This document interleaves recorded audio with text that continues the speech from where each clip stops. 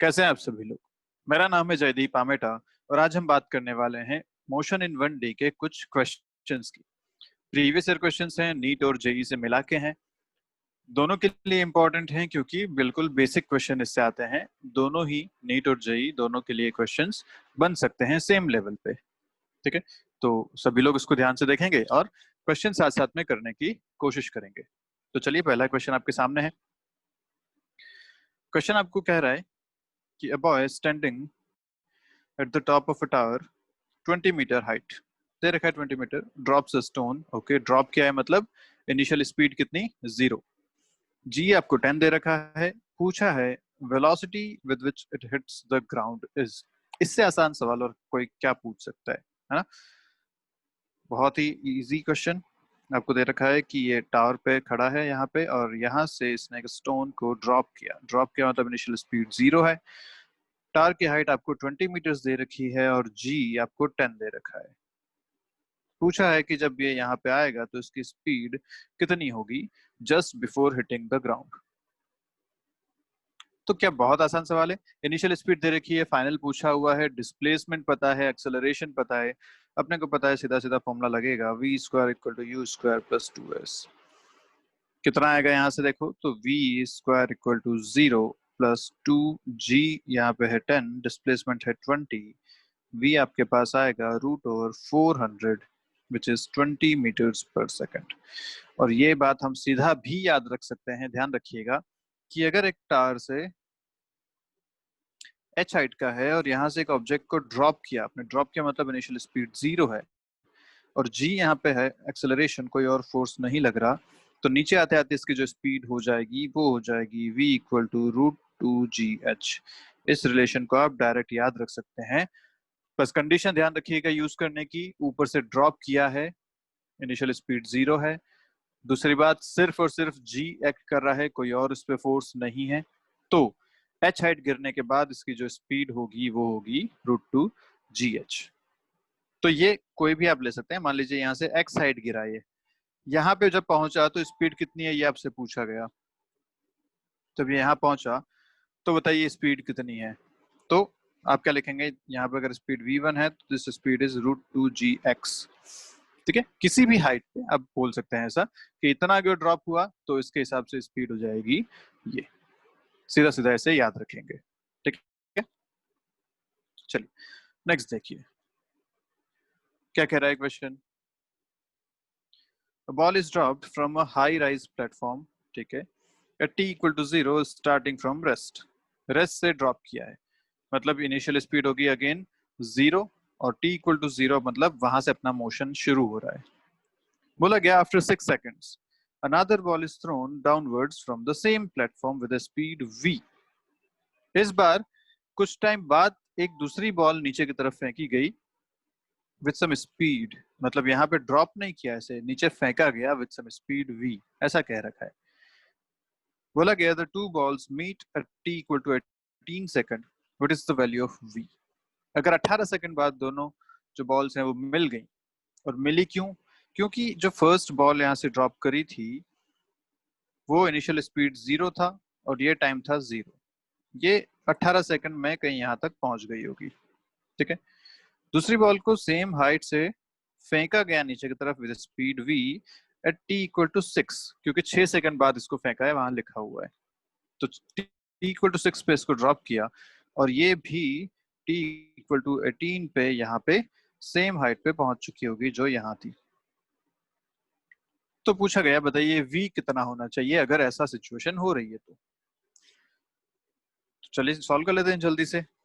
क्या हिसाब है, दोनों के लिए इक्वेशन लिख देते हैं। भाई अगर ये h हाइट चला तो ये भी h हाइट चला है, दोनों का डिस्प्लेसमेंट तो सेम है क्योंकि एक ही जगह से शुरू है और अब दोनों साथ में है मतलब सेम डिस्प्लेसमेंट है। चलिए लिखते हैं इसकी इक्वेशन। अगर फर्स्ट के लिए लिखूंगा तो मैं लिखूंगा s equal to u t plus half a t square से h इक्वल टू u था इसका 0 plus half g t square. कितनी देर चला ये, 18 सेकंड ये चला। फर्स्ट के लिए बात कर रहे हैं, ये 18 सेकंड के लिए चला तो इसकी इक्वेशन हो जाएगी ये। सेकंड की अगर बात करूं तो इसका भी डिस्प्लेसमेंट तो है h, इसकी इनिशियल स्पीड है v, तो यहाँ 0 नहीं होगा, यहाँ आएगा v। और ये कितनी देर चला, तो t इक्वल टू 6 से चलना शुरू हुआ 18 तक, मतलब ये 12 सेकंड तक चला। तो ये यहाँ पे खास बात है कि इसका जो मोशन रहा वो 12 सेकंड्स का मोशन था। तो अपन यहाँ जो t लेंगे वो 12 लेंगे, plus half g t square. अब दो इक्वेशन हैं, दोनों इक्वल हैं क्योंकि h दोनों में कॉमन आ रहा है, तो इक्वल कर देते हैं। यहाँ से आपको मिलेगा हाफ जी टी स्क्वायर, मतलब half into 10 into 18 square equal to v into 12 plus half g यानी 10 इंटू 12 स्क्वायर। अब इसको सॉल्व करना है, एक ही अननोन इस पूरे इक्वेशन में विच इज v। सॉल्व करो जल्दी से। तो ये आएगा 5 इंटू 18 इंटू 18, यहाँ से आया ये, उस तरफ से आएगा माइनस 5 इंटू 12 इंटू 12, ठीक है, divided by 12 equal to v। Equation आप सॉल्व कर पा रहे हैं आराम से। ये इस तरफ ऑलरेडी था, ये माइनस होके इस तरफ से आया और डिवाइडेड बाय ये 12, यहाँ से अपने को मिल गया v। सॉल्व करते हैं जल्दी से। तो आएगा 5 इंटू 6 से मैं इसको कैंसिल करता हूँ, 3 into 18 divided by 2 minus 5 into 12 equal to v। Solve कर लो। 15 इंटू 18 कितना होगा, या आ जाएगा 270 by 2 minus 60। 270 by 2 is 135 minus 60। ये आपको आंसर देगा v इक्वल टू 75 मीटर पर सेकेंड। ठीक है, आपका आंसर हो जाएगा ए ऑप्शन। क्लियर बात? तो थोड़ी सी कैलकुलेशन इसमें करनी है, बाकी तो दो इक्वेशंस आपको बनानी आनी चाहिए। दोनों इक्वेशन बना ली, आराम से ये क्वेश्चन सॉल्व हो सकता है। चलिए नेक्स्ट देखते हैं। 2019 जेई मेंस का क्वेश्चन है। क्या कह रहा है? A ball is thrown upwards with an initial velocity v naught from the surface of the earth। ठीक है, एक v naught से इसको ऊपर की तरफ फेंका from the ground, ऐसा ये बोल रखा है। The motion of the ball is affected by a drag force equal to m gamma v square। ये ड्रैग फोर्स क्या है? What is this drag force? Drag force होता है जो एयर रेजिस्टेंस की वजह से होता है। जो हवा है, हवा में जो मॉलिक्यूल्स हैं, वो मॉलिक्यूल्स किसी भी ऑब्जेक्ट का जब मोशन होता है तो उसको अपोज करते हैं, उस पर एक उल्टी डायरेक्शन में फोर्स लगाते हैं, इसको बोलते हैं ड्रैग फोर्स। ठीक है, और ये ड्रैग फोर्स डिपेंड कर रहा है इसकी इंस्टेंटेनियस वेलोसिटी पे, मतलब जितनी ज्यादा स्पीड फोर्स उतना ज्यादा, ऐसा यहाँ पे बता रखा है। पूछा आपसे गया कि time taken by the ball to rise to the its zenith. Zenith मतलब इसका टॉप पॉइंट, टॉप पॉइंट पे कितनी देर में पहुंच जाएगा, ये आपसे पूछा गया। ठीक है, तो अच्छा क्वेश्चन है, देखते हैं जल्दी से कैसे करें इसे।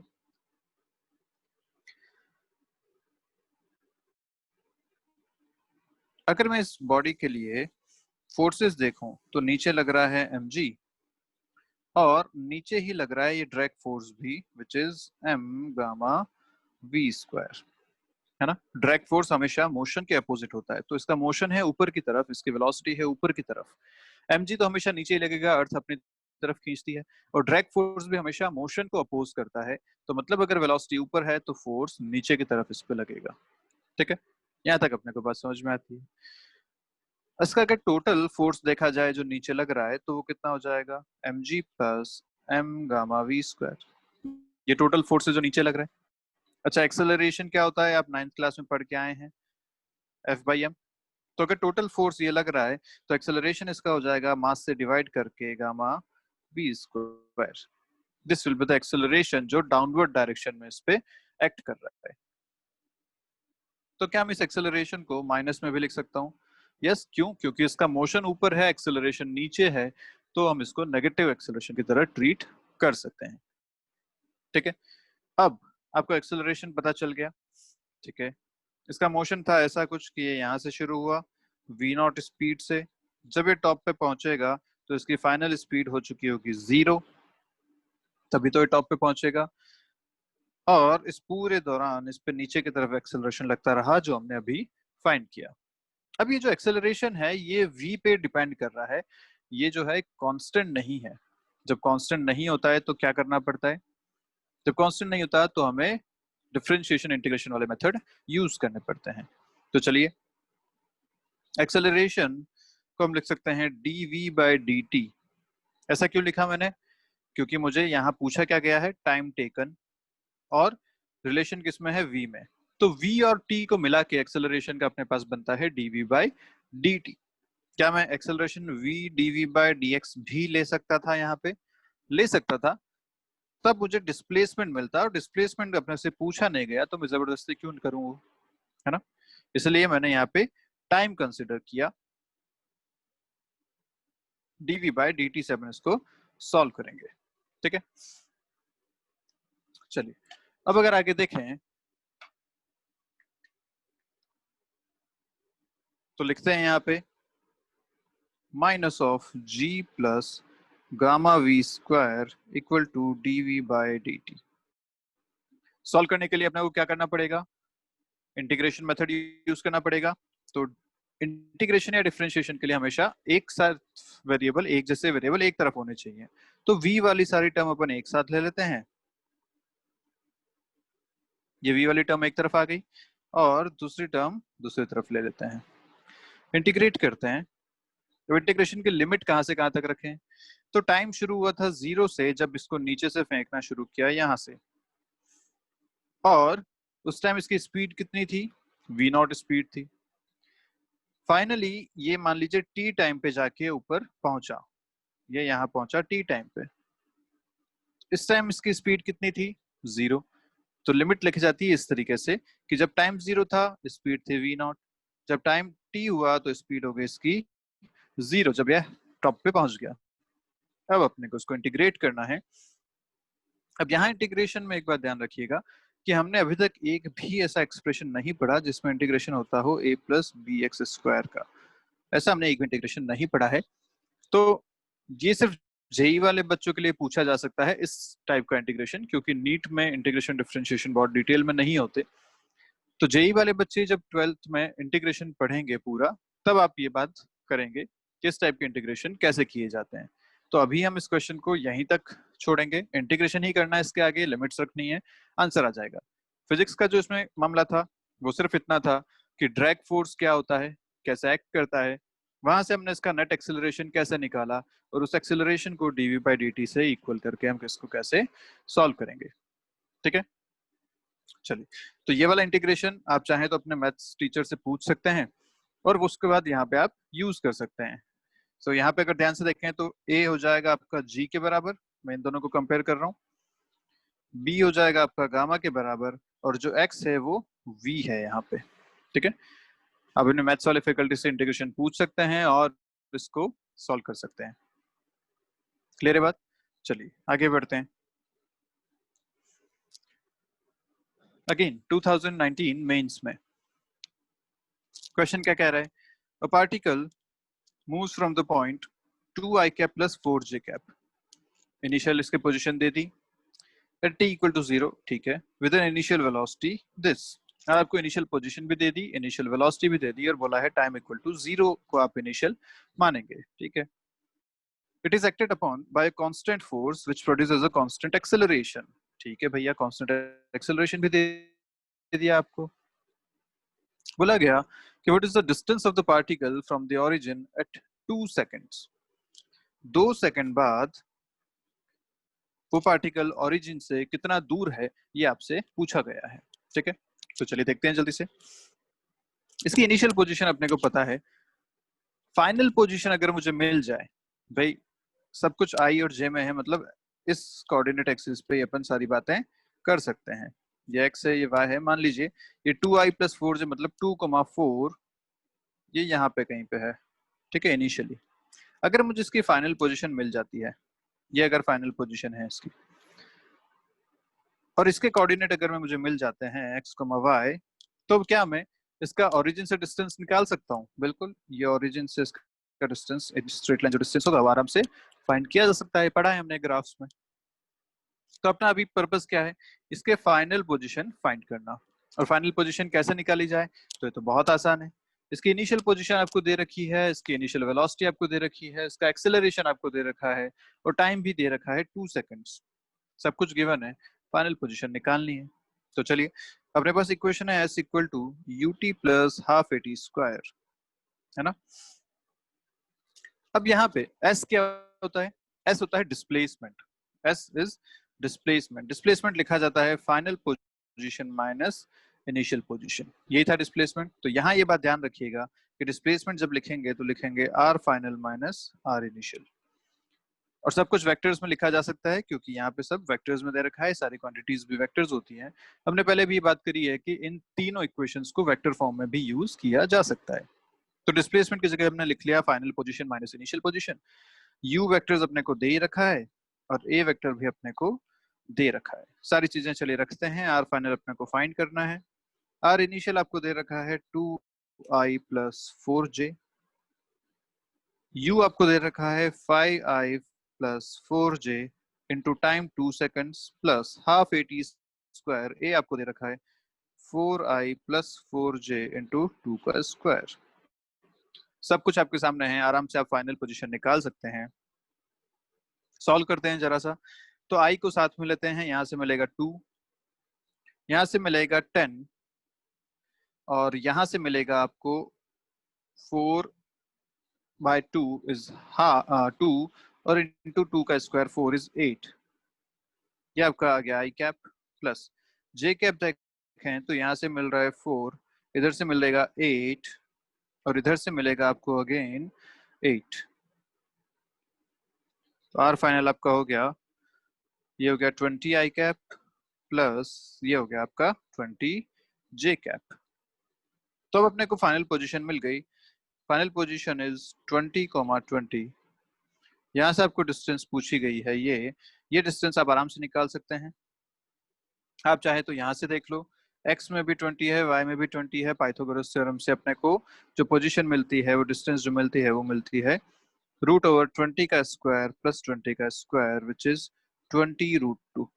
और आप चाहते तो इस वेक्टर का मैग्नीट्यूड भी निकाल सकते थे, वो भी आपको ओरिजिन से ही डिस्टेंस देता, क्योंकि वेक्टर का मैग्नीट्यूड क्या है? ओरिजिन से लेके इस पॉइंट तक की लेंथ, यही तो वेक्टर का मैग्नीट्यूड है। तो ये भी आपको सेम रिजल्ट देता। तो आप देख सकते हैं आंसर आपका आएगा 20 रूट 2। क्लियर है? बहुत ही आसान सा क्वेश्चन था। आगे बढ़ते हैं। क्वेश्चन आपसे पूछा गया, ये क्या कह रहा है? एक कार रेस में, जो कि एक स्ट्रेट पाथ पे हो रही है, car a takes a time t less than car b at the finish. Okay, लिख लेते हैं। कार ए ने बी से t टाइम कम लिया। तो मान लीजिए टी ए का टाइम है और टी बी का टाइम है।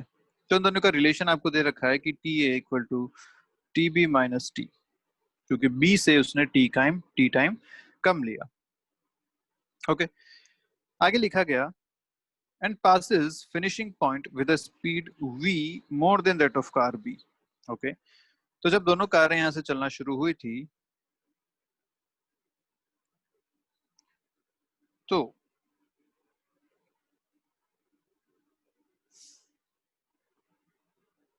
फिनिशिंग लाइन पे जब पहुंची, ये शुरू हुई थी इनिशियल स्पीड 0 से, ये भी शुरू हुई थी इनिशियल स्पीड 0 से। इस कार ने जब इस लाइन को क्रॉस किया तो इसकी स्पीड थी वी ए और इसकी स्पीड थी वी बी। दोनों t इक्वल टू 0 पे यहाँ से चलना शुरू हुई थी, पर ये कार यहाँ पहुंच गई टी ए टाइम में और ये कार पहुंची यहाँ पे टी बी टाइम में। ठीक है, अब दोनों की जो वेलोसिटीज का रिलेशन आपको दिया है, वो बोला है कि जो ए है उसने v times more speed than car b. तो अपन ऐसा लिख सकते हैं कि v a is equal to v b plus v, ये आपको दे रखा है। ठीक है, v टाइम्स मोर स्पीड है उसकी। बोला गया कि दोनों कार रेस्ट से स्टार्ट हुई और travel with constant acceleration a1 and a2। इसका पूरा टाइम एक्सेलरेशन था a1, इसका पूरा टाइम एक्सेलरेशन था a2। पूछा गया बताइए v किसके बराबर है? जो ये v एक्स्ट्रा वाली टर्म है, ये किसके इक्वल है? ये आपसे पूछा गया है। अच्छा क्वेश्चन है, देखो क्या करें इस क्वेश्चन के लिए। अपन दोनों के लिए मोशन की इक्वेशन लिख देते हैं। रेस है, रेस हमेशा इक्वल डिस्टेंस के लिए कवर होती है, तो मतलब दोनों ने डिस्टेंस भी सेम ट्रैवल की है। लेट्स से डी डिस्टेंस दोनों ने ट्रैवल करी, ठीक है। तो मैं अगर इक्वेशन लिखता हूं तो मैं लिखूंगा v स्क्वायर इक्वल टू या s equal to ut plus half a t square. कोई भी हम इक्वेशन यहाँ लिख सकते हैं। फर्स्ट इक्वेशन में लिखता हूँ v equal to u plus a t से, ठीक है। तो v a equal to u zero है, a one into t a, और ऐसे अगर लिखूंगा v b equal to a two into t b. ये दो इक्वेशन अपने पास आई v equal to you plus a t से, ठीक है। दोनों ने डिस्टेंस इक्वल ट्रैवल किया तो s दोनों के लिए बराबर कर देते हैं ut plus half a t square से। तो s equal to ut plus half a t square दोनों के लिए लिखूंगा, s इक्वल है तो ut plus half a t square दोनों के लिए इक्वल है, u जीरो है मतलब हाफ ए टी स्क्वायर दोनों के लिए इक्वल है। तो वहां से लिख सकता हूँ half a one t a square equal to half a two t b square. कैसे लिखा है ये? Displacement of a equal to displacement of b से। यूटी यूटी जीरो जीरो हो गए, बचा ये। यहां से अपने को एक रिलेशन मिलता है a one t a square equal to a two t b square, ठीक है। ओके, अब अगर ध्यान से देखें यहाँ पे तो क्या किया जा सकता है? इन दोनों को अगर मैं रेशियो ले लूं यहाँ पे, ठीक है, या उससे पहले एक काम करते हैं कि अपने को पता है ना एवरेज वेलोसिटी जो होती है इनटू टाइम करूं तो डिस्प्लेसमेंट मिलता है, और जब कांस्टेंट एक्सेलरेशन होता है तो एवरेज वेलोसिटी होती थी v1 plus v2 by 2। Initial velocity plus final velocity by 2 is average velocity जब एक्सेलरेशन कांस्टेंट हो। तो अगर मैं a के लिए एवरेज वेलोसिटी लिखूं तो मैं क्या लिखूंगा? उसके लिए लिखूंगा एवरेज इनिशियल है उसका 0, फाइनल है उसका वी ए बाई 2। ये हो गया एवरेज वेलोसिटी। कितनी देर चला वो? टी ए टाइम के लिए चला, उसमें कितनी डिस्टेंस ट्रैवल करी? डी डिस्टेंस उसने उसमें ट्रैवल करी, ठीक है। ऐसे ही अगर मैं b के लिए लिखना चाहूं तो मैं लिखूंगा 0 प्लस वी बी बाई 2, ये उसकी एवरेज डिस्टेंस हो गई, टी बी टाइम उसने ट्रैवल किया, और ये भी इक्वल था d के। अब यहां से मैं लिख सकता हूं वेलोसिटी को डिस्प्लेसमेंट के टाइम में, तो वी ए आपके पास आ जाएगा 2d बाई टी ए, और यहाँ से आपके पास आ जाएगा v b equal to 2d by t b, ठीक है। यहाँ तक मिल गया अपने को। अब अपने को एक चीज और पता है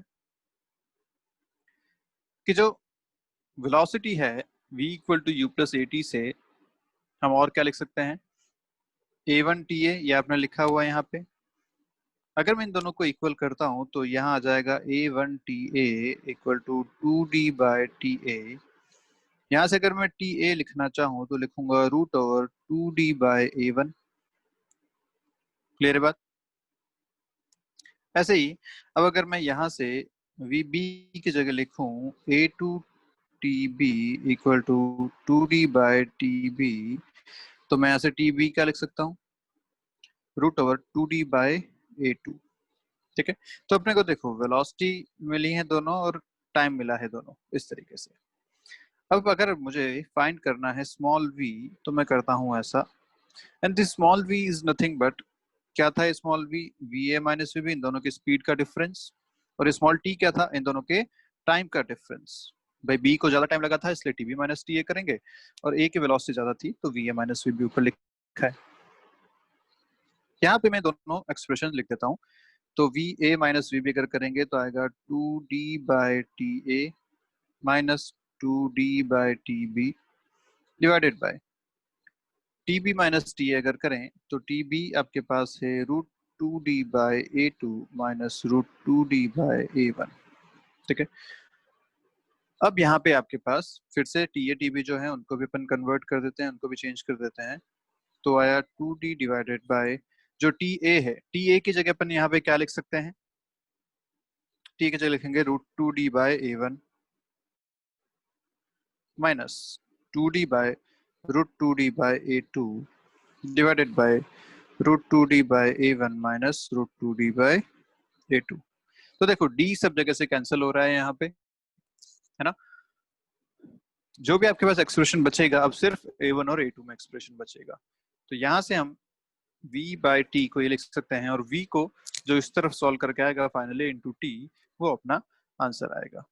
तो आप जब इसे सॉल्व करेंगे तो आपको फाइनल आंसर मिलेगा √A1A2। तो मैं आपको आंसर बता दे रहा हूँ, सॉल्व आप खुद करेंगे तो आपका आंसर आ जाएगा यहाँ पे √A1A2 इंटू टी। ये आपका फाइनल आंसर आएगा। क्लियर है बात? चलिए नेक्स्ट क्वेश्चन देखते हैं जल्दी से। क्वेश्चन आपसे क्या कह रहे हैं?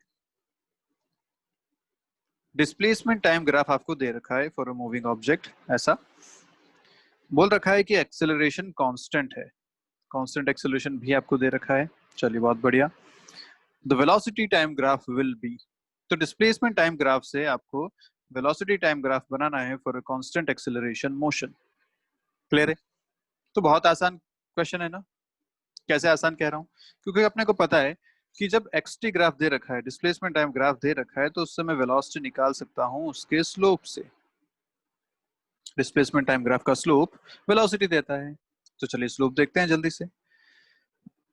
यहां से शुरू करते हैं। स्लोप अभी है 0, मतलब वेलोसिटी टाइम ग्राफ का कर्व जो ये है ये 0 से शुरू होना चाहिए। तो फर्स्ट आपके जो ऑप्शन है ये तो वैसे ही गलत हो गया। क्यों? क्योंकि ये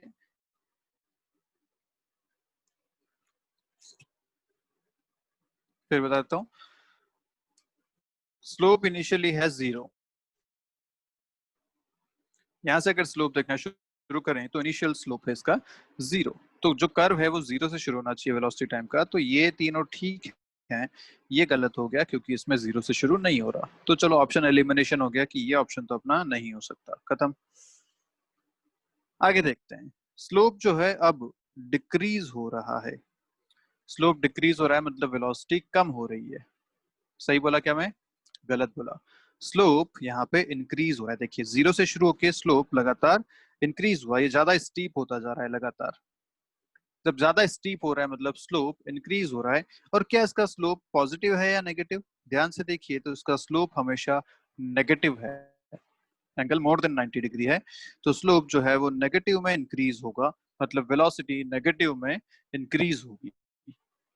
तो वेलोसिटी 0 से शुरू होकर नेगेटिव में इंक्रीज हुई, ये कर्व हो सकता है एक। 0 से शुरू होकर नेगेटिव में इंक्रीज हुई, ये कर्व हो सकता है ना। ये गलत हो गया आपका सी ऑप्शन, क्योंकि यहाँ पे वेलोसिटी पॉजिटिव में इंक्रीज हो रही है, which is not here. Okay, अब एक से आगे चलते हैं यहाँ से। तो अब स्लोप देखो, स्लोप अब लगातार डिक्रीज हो रहा है ना। स्लोप लगातार कम हो रहा है। देखो ध्यान से, ऊपर जाके स्लोप 0 हो गया, नीचे मैक्सिमम था, मतलब अब वेलोसिटी लगातार कम हो रही है। स्लोप मैक्सिमम से 0 की तरफ चल रहा है, वेलोसिटी मैक्सिमम से 0 की तरफ चल रही है। और क्या इसका स्लोप हर समय पॉजिटिव है यहाँ पे? यस। जब स्लोप पॉजिटिव है मतलब वेलोसिटी पॉजिटिव है, पॉजिटिव में डिक्रीज हो रही है, पॉजिटिव में डिक्रीज हो रही है, स्लोप बनेगा कुछ ऐसा। तो ये आपका कर्व बनेगा सही, आंसर आएगा आपका ए।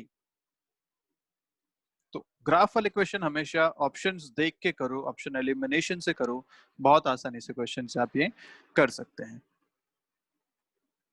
देखते हैं नेक्स्ट क्वेश्चन आपको क्या दिया है। ये a small block slides without friction down an inclined plane starting from rest.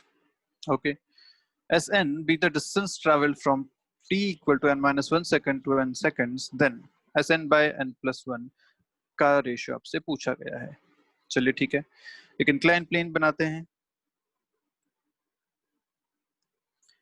इस इंक्लाइन प्लेन पे ये ऑब्जेक्ट इस तरफ स्लाइड कर रहा है। जब स्लाइड कर रहा है तो उसके पास एक एक्सेलरेशन होगा, नीचे आते आते इसकी स्पीड लगातार इंक्रीज होती रहेगी। ठीक है, और अगर मैं इसका यहां से माना कि रेस्ट से शुरू हुआ, फ्रॉम रेस्ट, तो इसका इनिशियल स्पीड है इसकी 0।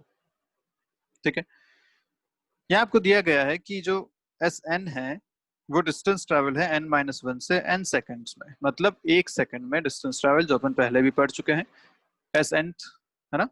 तो एस एन का फॉर्मूला याद करो, क्या होता था? एस एन का फॉर्मूला होता था u plus a by two two n minus 1।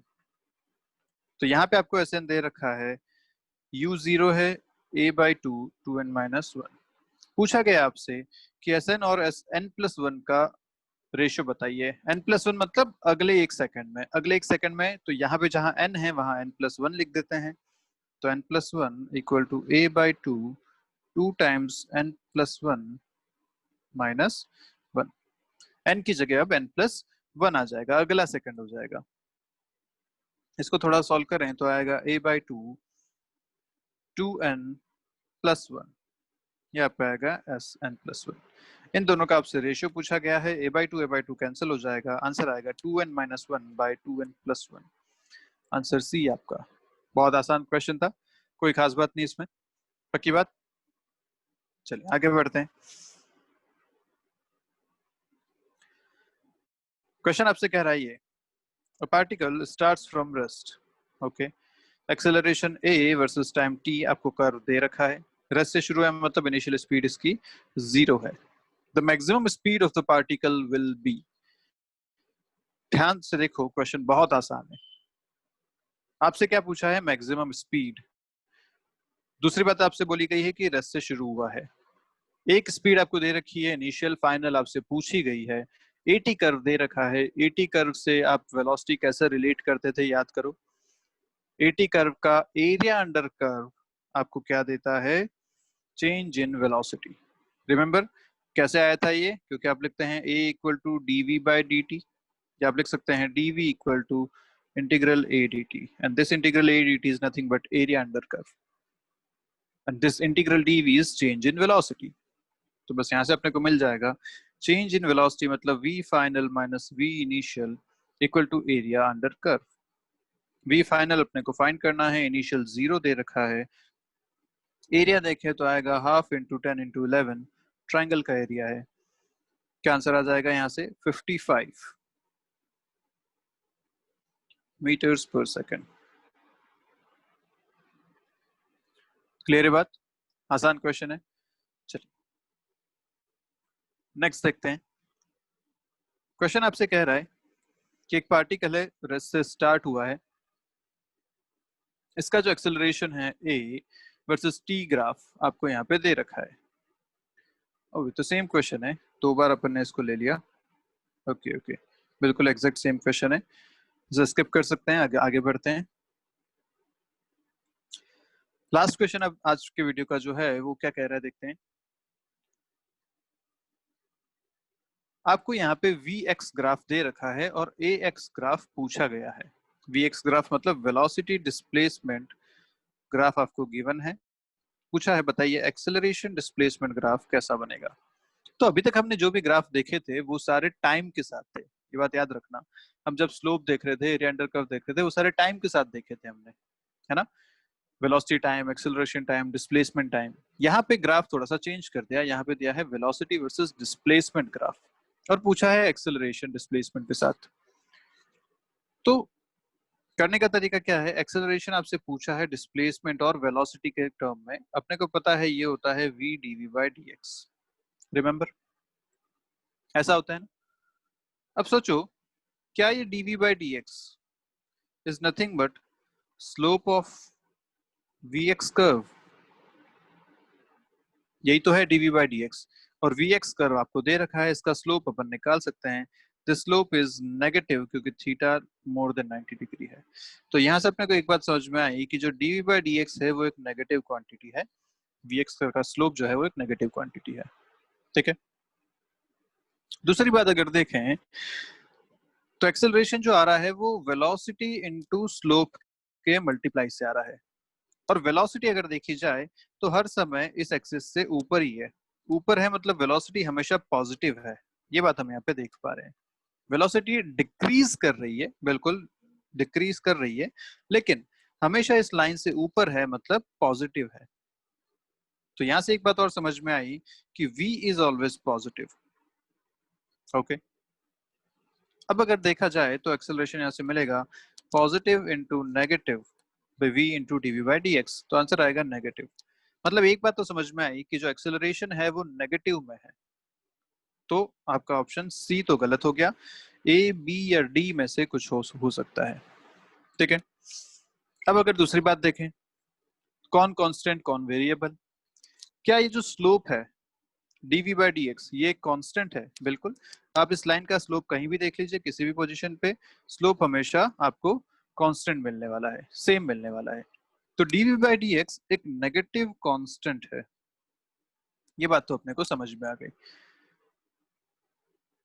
v के लिए अगर बात करें तो v लगातार डिक्रीज कर रहा है, v इज ऑलवेज डिक्रीजिंग। तो अगर अपने पास एक्सेलरेशन पूछा गया है तो एक कांस्टेंट को एक डिक्रीजिंग क्वांटिटी से मैं मल्टीप्लाई कर रहा हूं, तो एक्सेलरेशन जो आएगा वो भी लगातार डिक्रीजिंग आएगा। क्लियर है? तो अब अपन आंसर इसका लिख सकते हैं, एक्सेलरेशन कैसा होगा।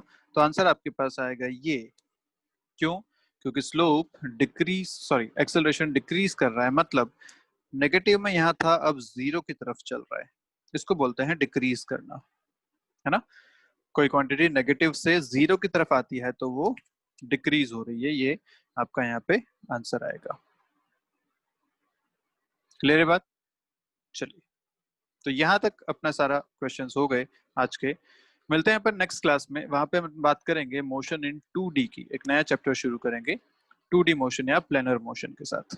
तो मिलते हैं तब तक, बाय बाय। आप सभी को पढ़ते रहिए और कोई डाउट है तो पूछिएगा जरूर।